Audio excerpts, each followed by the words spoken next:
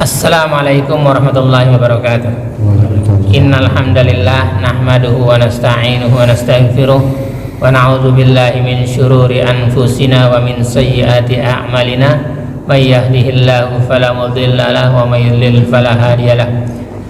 Asyhadu an la ilaha illallah wahdahu la syarika lah wa asyhadu anna Muhammadan abduhu wa rasuluh. Allahumma salli wa sallim ala Muhammadin wa ala alihi wa sahbihi ajma'in, amma ba'd. Ya ayyuhalladzina amanu taqullaha haqqa tuqatih wa la tamutunna illa wa antum muslimun. Ya ayyuhan nasu taqu rabbakumul ladzi khalaqakum min nafsin wahidah wa khalaqa minha zawjaha wa batta minhuma rijalan katsiran wa nisaa'a wattaqullaha alladzi tasaaluna bihi wal arham innallaha kana 'alaikum raqiba. Ya ayyuhalladzina amanu taqullaha wa qulu qawlan sadida yuslih lakum a'malakum wa yaghfir lakum dhunubakum wa may yuti'illaha wa rasulahu faqad faza fawzan 'azima. Alhamdulillahirabbil alamin. Pagi ini kita masih diberi kesempatan oleh Allah Subhanahu wa taala untuk dapat menunaikan salat subuh secara berjamaah. Kemudian kita lanjutkan dengan mentadaburi ayat-ayatnya dan mengkaji hadis Rasulullah sallallahu alaihi wasallam yang hanya kepadanya lah kita berharap ridha-Nya agar kita dan keluarga kita dijadikan oleh Allah Subhanahu wa taala ahlul Quran dan ahlul jannah. Salawat serta salam semoga tercurah kepada Rasulullah sallallahu alaihi wasallam, Muhammad bin Abdullah beserta keluarganya, para sahabatnya serta pengikutnya yang senantiasa menegakkan sunnah-sunnah Rasulullah sallallahu alaihi wasallam hingga akhir kiamat kelak. Mari sama-sama kita buka dengan bacaan basmalah. Bismillahirrahmanirrahim. Sekarang ayatnya di ayat ke-9 ya, surat 63. A'udzu billahi as-sami'il 'alim minasy syaithanir rajim.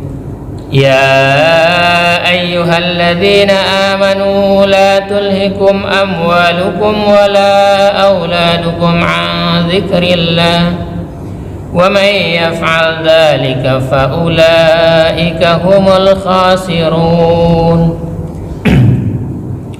Wahai orang-orang yang beriman, janganlah harta-hartamu dan anak-anakmu melalaikan kamu dari mengingat Allah. Barang siapa yang membuat demikian, maka mereka itulah orang-orang yang merugi. Biasanya kalau ya ayyuhalladzina amanu ada banyak perintah, ya kan? Ya ayyuhalladzina amanu kutiba alaikumussyiyam, gitu kan? Itu perintah. Ini larangan. Ya. Jadi hanya orang-orang yang beriman saja dilarang. Kenapa? Diingatkan juga ya. Wahai orang-orang yang beriman, ya ayyuhalladzina amanu la tulhikum, janganlah harta-hartamu dan anak-anakmu melalaikan kamu dari mengingat Allah. Jadi orang beriman akan dilalaikan dengan dua. Yang pertama hartanya, yang kedua anak-anaknya. Gini, yang dimaksud berzikir kepada Allah itu apa sih?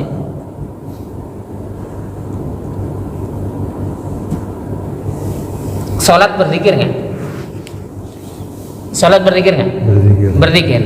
Jadi ada orang yang beriman karena hartanya, karena anaknya, salatnya lalai. Ada orang beriman karena hartanya, karena anak-anaknya, ngajinya lalai. Kan ada di Al-Quran disebutkan juga fas'alu ahlad dzikri in kuntum la ta'lamun. Maka bertanyalah kepada ahli dzikir. Ahli dzikir itu apa sih? Ahlul ilm. Orang yang berilmu. Bertanyanya kepada orang yang berilmu, orang yang mengerti Al-Quran, orang yang mengerti sunnah-sunnah Rasulullah. Tanya. Jadi belajar itu termasuk berzikir. Maka ketika kita habis sholat subuh, kita berzikir nih begini nih, ya, mentadaburi ayat-ayatnya. Kemudian sholat isyraq, pahalanya bagaikan haji dan umroh, ya. Jadi yang menyebabkan orang itu terhalang untuk mengingat Allah itu dua. Yang pertama hartanya, karena hartanya banyak, ya kan. Pagi-pagi harus buka toko, ya kan. Habis subuh langsung blok lari gitu. Ada juga nggak gitu? Ada. Bahkan yang sebelum subuh udah berangkat. Gitu. Jadi jangan harta-hartamu itu dan anak-anakmu melalaikan kamu dari mengingat Allah. Anak-anaknya jadi penghalang. Jadi nggak ngaruh tuh anak kita mau apapun, ketika waktu sholat, waktu belajar tinggalin, karena dilarang oleh Allah. Barang siapa yang membuat demikian, karena hartanya, karena anak-anaknya dia lalai, maka mereka itulah orang-orang yang merugi. Jadi Allah tetapkan orang ini yang rugi. Jadi bahayanya orang ketika dia disebut oleh Allah rugi, ya. Bahwa Allah memerintahkan hamba-hambanya yang mukmin untuk memperbanyak zikir kepada Allah, memperbanyak sholat, memperbanyak belajar agama. Makanya sekarang banyak kajian-kajian tuh, kajian-kajian ilmiah. Orang sudah banyak taubat, orang sudah banyak berpikir, cari kajian-kajian yang ilmiah, ya. Nggak lagi ngaji-ngaji yang nggak jelas juga ngajinya, ya kan? Dengerin doang. Sekarang enggak, orang nggak mau dengerin, dia baca, dia paham ayatnya, dia paham hadisnya, dia paham, gitu ya. Sehingga ketika dia melaksanakannya tatbiqon, dia sesuai dengan tuntunan Allah dan Rasulnya, ya. Jadi Allah melarang mereka disibukkan oleh perkara anak dan harta, dilarang oleh Allah, sehingga lupa mengingatnya. Allah Subhanahu wa ta'ala mengabarkan bahwa orang-orang yang disibukkan dengan keduniaan dan perhiasannya dari ketaatan dan mengingat Robnya, maka dia termasuk orang-orang yang benar-benar rugi. Jadi banyak orang-orang yang gara-gara harta dan anak-anaknya dijadikan penghalang, ya. Di mana ia telah merugikan diri dan keluarganya di akhirat, bahwa sesungguhnya nanti di akhirat kelak, belum sampai akhirat, dikubur saja dia sudah merugi, gitu. Maka jangan sampai harta kita makanya nggak punya harta juga, hartanya nggak banyak amat, ya kan? Ada. Apa sih hartanya sih? Rumah nggak punya. Hah? Rumah nggak punya. Kontrak ya rumahnya. Rumah ngontrak, motor juga udah yang lama lagi, ya kan? Satu lagi, ya kan? Aduh. Terus lalai mengingat Allah, udah rugi di dunia, rugi di akhirat, gitu. Jadi jangan sampai kita rugi di dunia dan rugi juga di akhirat. Kita di dunianya harus beruntung dan di akhiratnya pun harus beruntung, ya. Kemudian dilanjutkan ayat yang ke-10 tuh. Wa anfiqu mimma razaqnakum min qabli an ya'ti ahadakumul maut فيقول رب لولا أخرتني إلى أجل قريب فأصدق وأكن من الصالحين. Setelah kita mengingat Allah, ya, tanpa penghalang, yaitu harta dan anak-anaknya, Allah perintahkan. Tadi Allah larang, jangan menjadikan harta dan anak-anakmu melalaikan kamu dari mengingat Allah. Sekarang Allah perintahkan buat orang-orang yang beriman, dan infakkanlah sebagian, enggak ditulis sedikit, ya, dan infakkanlah sebagian dari apa yang telah kami berikan kepadamu sebelum datang kematian kepada salah seorang di antara kamu. Lalu ia berkata, ya Rabbku, mengapa engkau tidak menangguhkan kematianku sampai waktu yang dekat, yang menyebabkan aku dapat bersedekah dan aku termasuk orang-orang yang soleh. Maka suruh berinfak itu sebelum datang kematian. Bilang juga sama anak-anak kita tuh, kau ibumu belum meninggal, berinfaklah buat ibumu. Infak yang pertama buat siapa? Buat kedua orang tua. Jangan ntar orang tuanya udah meninggal baru dia berinfak, atau dia sendiri udah meninggal baru dia berinfak. Padahal Allah perintahkan, dan infakkanlah sebagian dari apa yang telah kami berikan kepadamu sebelum datang kematian kepada salah seorang di antara kamu. Jadi kita banyak-banyak berinfak sebelum datang kematian, gitu ya. Kalau punya duit 100.000 buat orang tua 50.000, kitanya 50.000, cukup nggak? Cukup, ya. Itu kalau dibeliin Indomie dimakan 50.000, ngap juga itu. Gitu ya. Gitu. Lalu dia berkata, ya Rabbku, mengapa engkau tidak menangguhkan kematianku sampai waktu yang dekat yang menyebabkan aku dapat bersedekah dan aku termasuk orang-orang yang soleh. Jadi ketika sudah meninggal, orang itu minta di mana? Minta dibangkitkan lagi ya. Jadi menjelang mati setiap orang yang melampaui batas, ingat, jangan sampai melampaui batas, pasti akan menyesali perbuatan yang telah ia lakukan.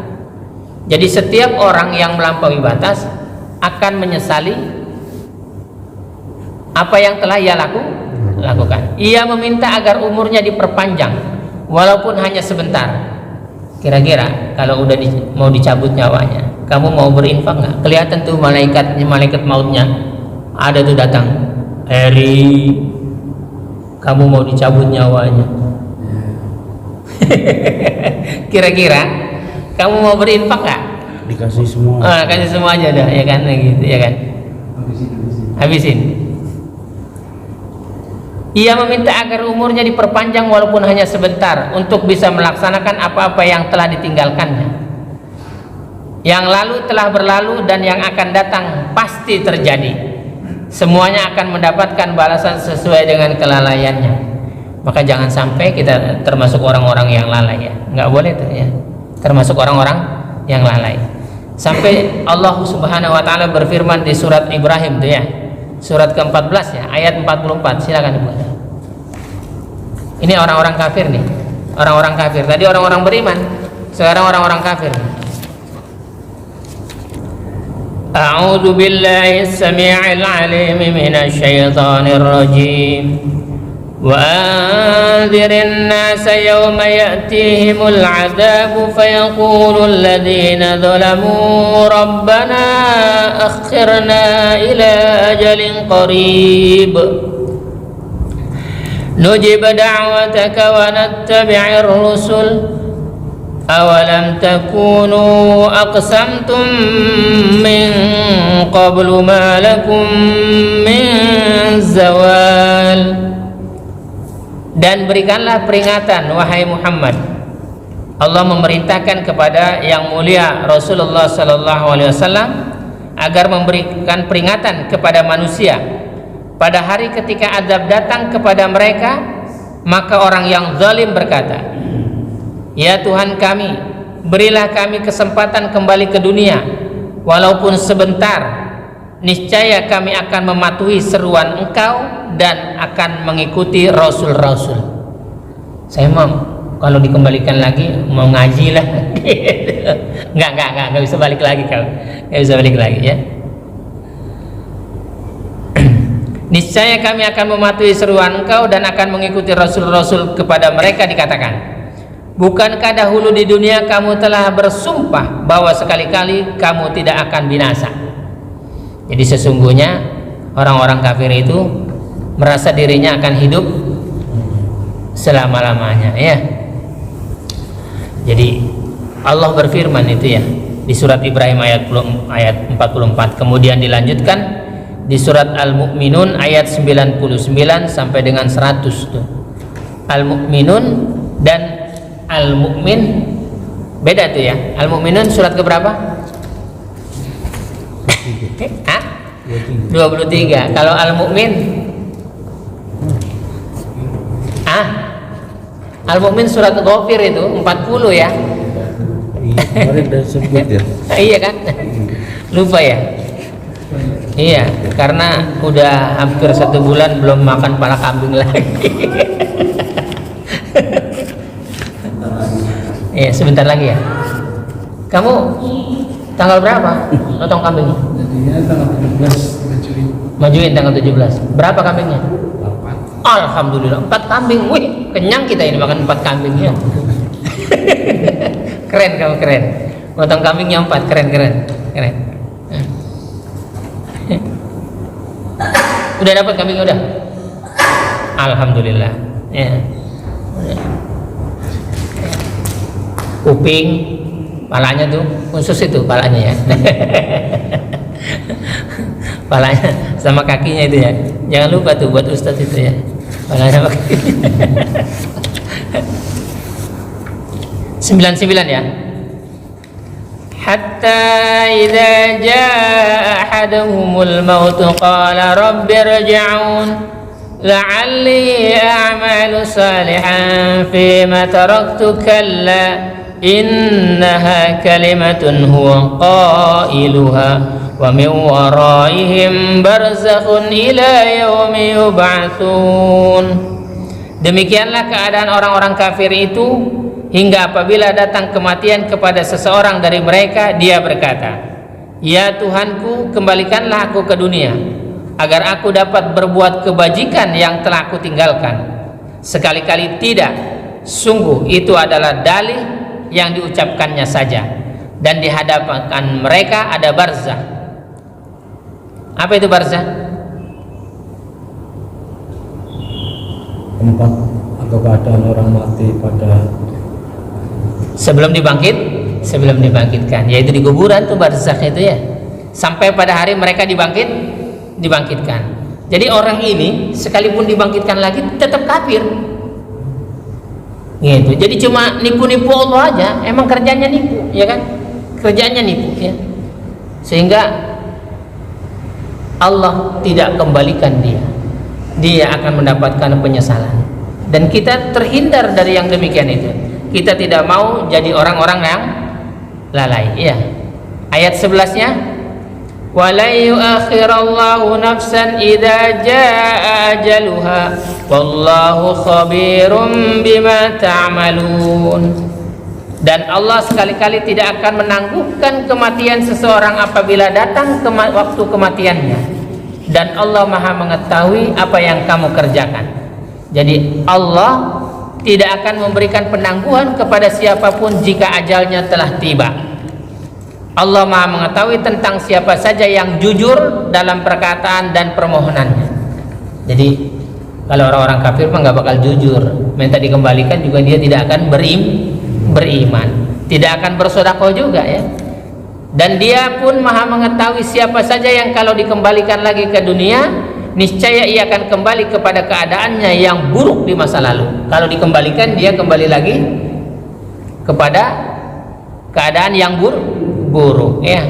Maka Allah berfirman, dan Allah Maha mengetahui apa yang kamu kerjakan. Jadi orang-orang yang lalai itu membahayakan. Ya mudah-mudahan kita terhindar dari perbuatan-perbuatan yang lalai ya, dari mengingat Allah. Jadikan zikir kepada Allah itu adalah nomor yang pertama ya. Yang harta dan anak-anak belakang gitu. Jangan jadi penghalang.